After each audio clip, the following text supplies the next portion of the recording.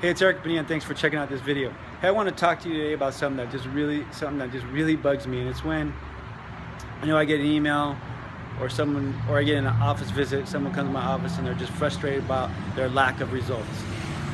All right, so we start talking about it, we start breaking down what's really happening. We start looking at their nutrition, find out breakfast was just a piece of fruit, or maybe even not even that, maybe just a cup of coffee. Well, a piece of fruit, say for instance it was an apple. An apple isn't bad, it's healthy, but nevertheless you're still shorting yourself of calories, and somewhere down the line, because you've shorted yourself of calories, you're going to binge somewhere, right? Because like I was saying, you need that energy, and you're going to look for some type of food to make up for that lack of calories. So, and then we start with after breakfast, we move on. Find out we didn't have a snack after breakfast, they didn't have it planned. We go into lunch, they're starving because they waited 5-6 hours after breakfast. And remember, breakfast was too small anyway, so they're starving at lunchtime.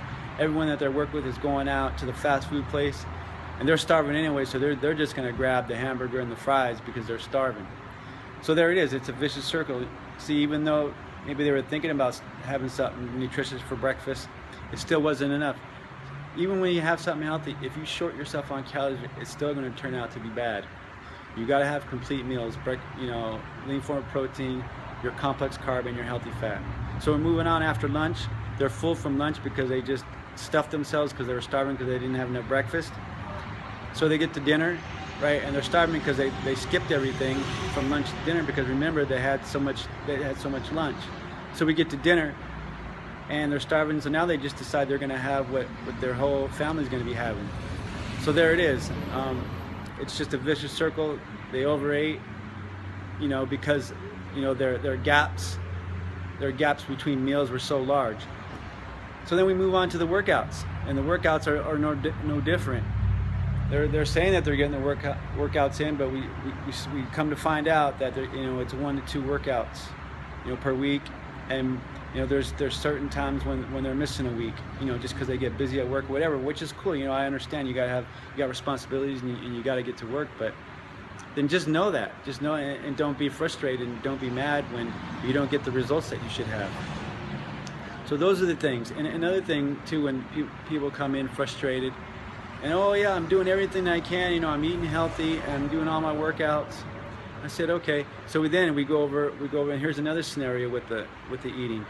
It's it's kind of similar to what the other example was about the apple, right? Where even though you're going to put in and have something healthy for a meal, if it's not enough, if it's not complete because of lack of planning, because you didn't follow through with the meal planning, that can even be bad. Like I was saying, even if you have, like, say for instance, you're having an apple, then your next meal you're having maybe a couple pieces of string cheese, and it just starts adding up. The lack of calories, even though that the foods were healthy, it just starts adding up.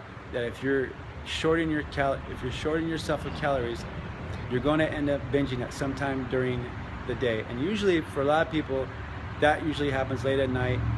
You get those late night cravings. I hear everyone talk about, oh, I have those late night cravings. Well, the late night cravings have happened because you're shorting yourself of calories during the day.